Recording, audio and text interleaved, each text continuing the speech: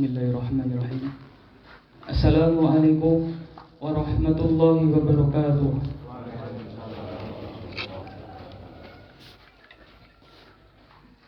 Alhamdulillahi nahmaduhu wa nasta'inuhu wa nastaghfiruh wa na'udzu billahi min syururi anfusina wa min sayyiati a'malina may yahdihillahu fala mudilla lahu wa may yudlil fala hadiya lahu. Asyhadu an la ilaha illallah wahdahu la syarika lahu wa asyhadu anna Muhammadan abduhu wa rasuluh wa la nabiyya ba'dah. Usikum ibadallah wa iyaya bitaqwallah faqad fazal muttaqun. Amma ba'd. Allahu akbar, Allahu akbar, Allahu akbar, Allahu akbar kabira walhamdulillahi katsira wa subhanallahi bukratan wa asila. La ilaha illallah wallahu akbar. Allahu akbar walillahil hamd. Jamaah Idul Fitri yang semoga dimuliakan Allah Subhanahu wa taala. Hari ini 1 Syawal 1444 Hijriah telah dijadikan oleh Allah sebagai hari sukacita bagi kita, bagi kaum muslimin seluruhnya.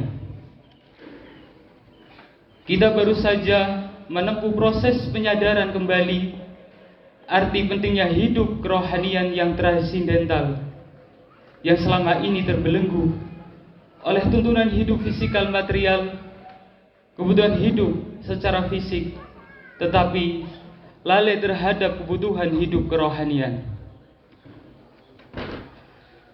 Suatu proses penyadaran pentingnya arti langit dan rendahnya kehidupan bumi dengan segala implikasinya.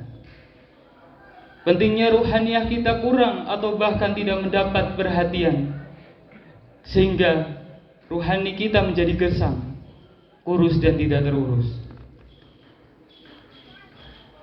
Oleh karena di dalam sunatullah telah digariskan bahwa manusia harus tinggal sementara di bumi,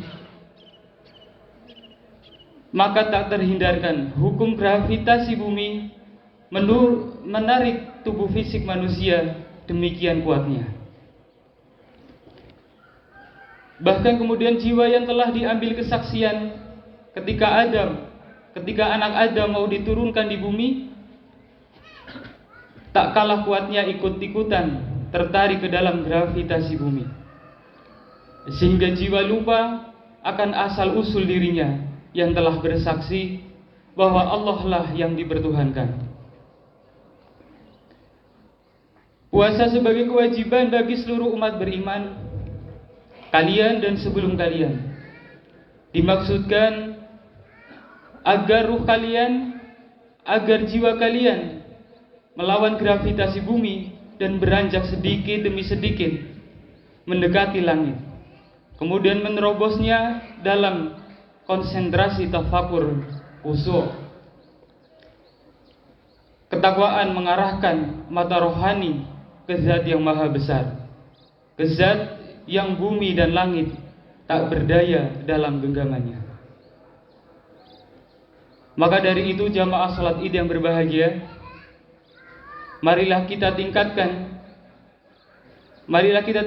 iman dari iman yang sekedar percaya kepada iman yang benar-benar yakin, dan takwa yang sampai kepada derajat waspada. Waspada terhadap tipu daya iblis yang menyesatkan. Jamaah Id rahimakumullah, sebulan telah kita berlatih mengendalikan hawa nafsu dengan berpuasa. Mulai hari ini dan seterusnya hingga datang 1 Ramadan tahun 1444 besok, kita praktekkan hasil berlatih selama sebulan puasa kemarin. Kebiasaan-kebiasaan yang telah dilakukan selama berpuasa sebulan kemarin, praktekkan menjadi kebiasaan-kebiasaan perilaku sehari-hari di bulan-bulan berikutnya hingga bertemu bulan Ramadan tahun depan.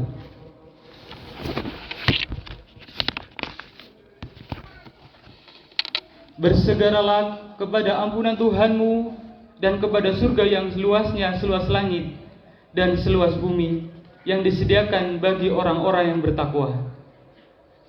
Sebagaimana yang telah dijelaskan dalam Al-Quran, surat Ali Imran ayat 133 sampai dengan ayat 134. A'udzubillahi minasyaitonirrajim.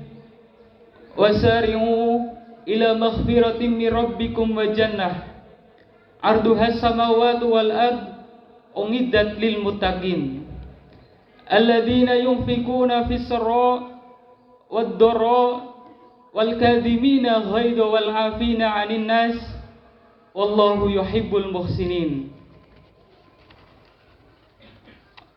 Orang yang bertakwa yang dimaksud adalah yang pertama, orang yang menginfakkan atau membelanjakan hartanya baik di waktu longgar maupun di waktu sempit. Yang kedua, orang yang mengendalikan amarah. Dan yang ketiga, orang yang memaafkan kesalahan orang lain. Tiga kriteria orang takwa yang dimaksud tersebut sudahkah ada pada diri kita? Jika sudah, artinya puasa kita sudah berbuah takwa. Tetapi jika ada salah satu saja belum ada pada diri kita, maka berarti puasa kita belum berhasil membuahkan takwa. Apabila setelah kita koreksi ternyata belum berhasil mendapatkan takwa, maka berlatihlah terus sampai ketemu Ramadan tahun depan. Sehingga di bulan Ramadan tahun depan kita berpuasa dengan berbekal latihan-latihan selama 11 bulan sebelumnya, yaitu berlatih sejak bulan Syawal hingga bulan Sya'ban. Jika masih ada sifat kikir atau bakhil, jangankan mau berbagi kepada orang lain, kepada keluarga saja tidak mau, maka paksakan untuk berbagi walaupun dari jumlah yang sedikit. Jika masih suka marah, paksakan untuk tidak marah sekalipun dalam hati masih terasa jengkel. Jika masih sulit memaafkan kesalahan orang lain, maka paksakan untuk bisa memaafkan sekalipun baru bisa memaafkan di bibir saja. Jika cara-cara tersebut selalu dilakukan, maka akan terbentuk kebiasaan sehingga lama-kelamaan menjadi karakter atau sifat baik yang secara otomatis menjadi orang yang senang berbagi, menjadi orang yang tidak mudah marah, dan menjadi orang yang senang memaafkan kesalahan orang lain. Ketika kita sudah memenuhi 3 kriteria tersebut, barulah disebut sebagai orang yang bertakwa, yang telah disediakan surga yang luasnya seluas langit dan seluas bumi. Kita dipersilahkan masuk dan berdiam di sana. Subhanallah. Allahu Akbar walillahil hamd. Jamaah Id yang berbahagia, kehidupan dunia sejatinya adalah perjalanan manusia menuju atau kembali kepada Allah. Namun manusia seringkali lupa diri dari tujuannya karena tergoda nikmatnya kehidupan dan gemerlapnya dunia. Oleh karena itu Allah mengingatkan dalam Al-Quran, dan kembalilah kamu kepada Tuhanmu dan berserah dirilah kepadanya. Al-Quran surat Az-Zumar ayat 54.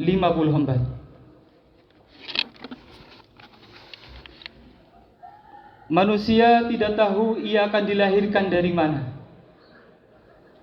atau siapa yang melahirkan. Tapi ada fitrah dalam dirinya yang telah ditetapkan Allah bahwa ia hidup untuk tujuan tertentu, dan oleh karena itu ia akan melewati sebuah jalan ke arah itu. Ada kesadaran dalam dirinya tentang Allah, Sang Pencipta. Tapi kehidupan dunia kerap membuatnya lupa segalanya. Ia lupa dari mana berasal dan akan kemana ia berjalan. Oleh sebab itu ketika mengucap Ihdinas siratal mustaqim dalam Al-Fatihah, sadari bahwa kita sedang meminta atau berdoa untuk dibimbing di jalan yang lurus agar kita bisa kembali kepada Allah, tidak kesasar.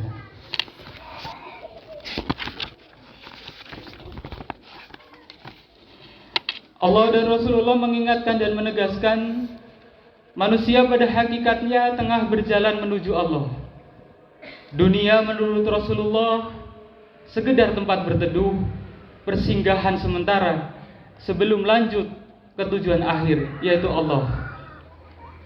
Rasulullah SAW bersabda, bagaimana aku bisa mencintai dunia sementara aku di dunia ini tak lain kecuali seperti seorang pengendara yang mencari tempat teduh di bawah pohon untuk beristirahat sejenak lalu meninggalkannya.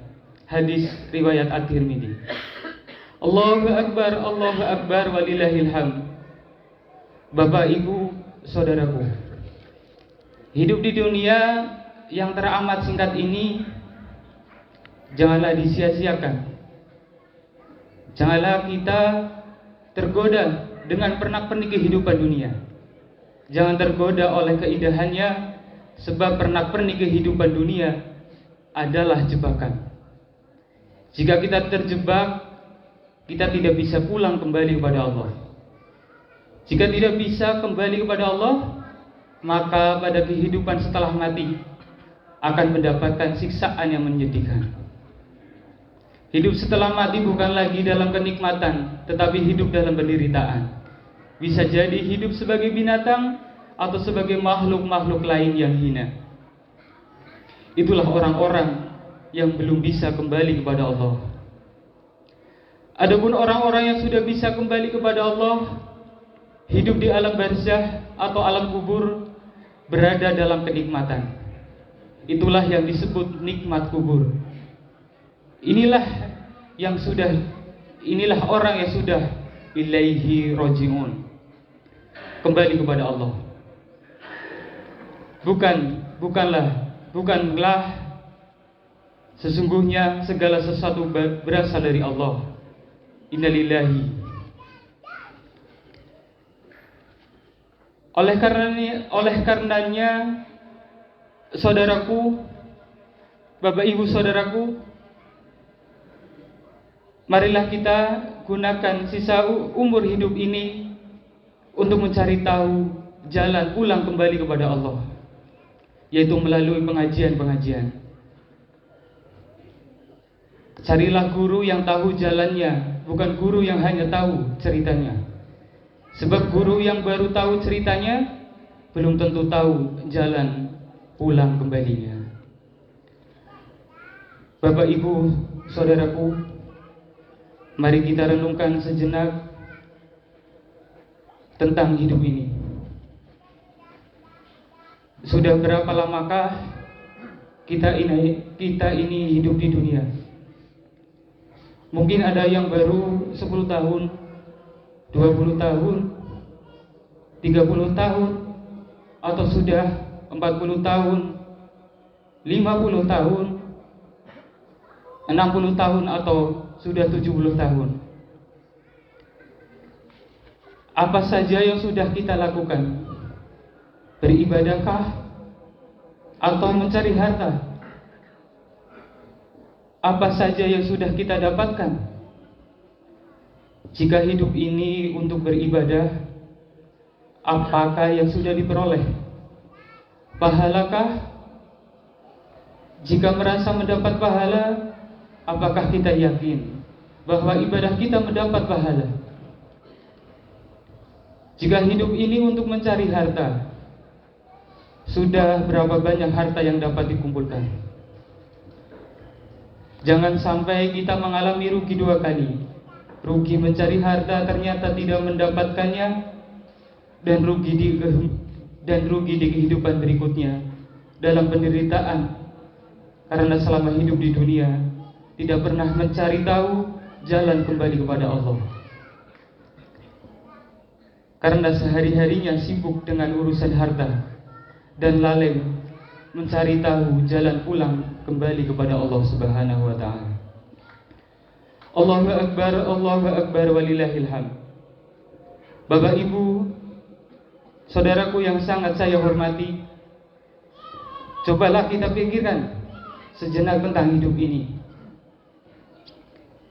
Seandainya hari ini adalah hari terakhir hidup kita, apa yang utama dan pertama kali akan kita lakukan? Apakah kita akan masih mau sibuk dengan urusan dunia yang sebentar lagi mau ditinggalkan? Ataukah akan meninggalkan kesibukan dunia untuk segera mencari tahu jalan pulang kembali kepada Allah? Padahal kita tidak tahu kapan batas akhir hidup ini.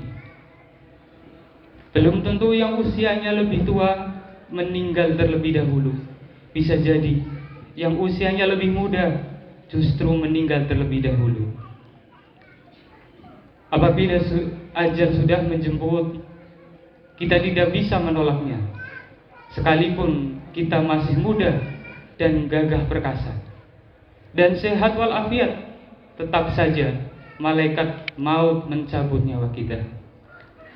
Bapak Ibu, saudaraku, seandainya hari ini adalah hari terakhir hidup kita ini, sementara jarum jam terus berputar sedetik demi sedetik mengurangi jatah umur kita, maka jatah umur hidup ini berkurang 1 detik, 1 menit, 1 jam, dan menjelang detik terakhir pada hembusan nafas yang terakhir, siapakah yang akan kita sebut? La ilaha illallah. Sementara saudara-saudara kita yang masih hidup tidak mampu menolongnya, karena mereka hanya bisa mengucap inna lillahi wa inna ilaihi raji'un. Bapak Ibu saudaraku, percaya atau tidak, ini akan terjadi pada kita semua. Kullu nafsin dha'iqatul maut. Semua yang bernyawa pasti akan mengalami mati. Oleh karena itu, Bapak Ibu saudaraku, di pagi ini, di waktu yang istimewa ini, di hari raya Idul Fitri ini, marilah kita awali dengan niat yang tulus memohon bimbingan kepada Allah dengan doa ihdinas siratal mustaqim. Ya Allah, bimbinglah kami di jalan yang lurus, agar pada saatnya kembali kami bisa pulang kembali kepadamu ya Allah, yaitu jalannya orang-orang yang Engkau beri nikmat, dan bukan jalannya orang-orang yang Engkau murkai, dan juga bukan jalannya orang-orang yang sesat. Amin ya rabbal alamin. Sebelum mengakhiri khutbah ini, kami berpesan, marilah sejak hari ini dan saat ini kita biasakan mendahulukan ucapan alhamdulillah ketika mendapat sesuatu. Baru setelah ucapan alhamdulillah, kita ikuti dengan ucapan terima kasih. Akhirnya marilah kita memohon kepada Allah, konsentrasikan pikiran kita hanya kepadanya, hadirkan kesadaran hati dan pikiran bahwa Dia Allah Subhanahu wa taala berada di hadapan kita. Mari kita mulai. A'udzubillahi minasyaitonirrajim. Bismillahirrahmanirrahim. Alhamdulillahirabbil alamin. Wassalatu wassalamu ala Muhammadin wa ala alihi washabbihi ajmain. Allahumma ighfir lil mu'minina wal mu'minat wal muslimina wal muslimat al ahya'i minhum wal amwat. Innaka sami'un qaribun mujibud da'wat. Fa ya qadiyal hajat ya mujibas sa'ilat. Allahumma inna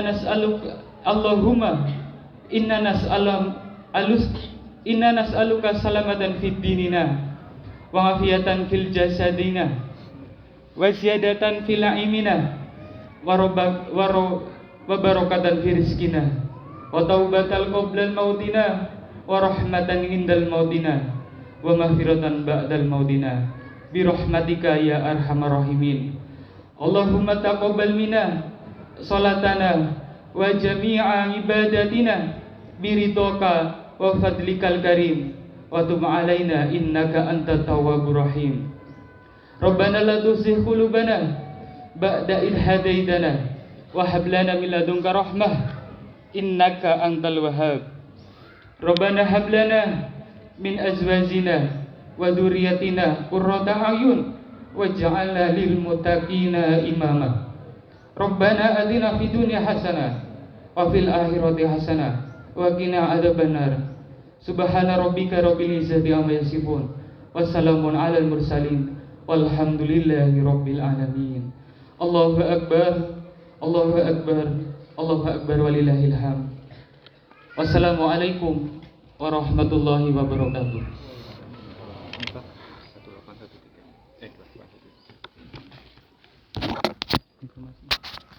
Langsung, Pak. Informasi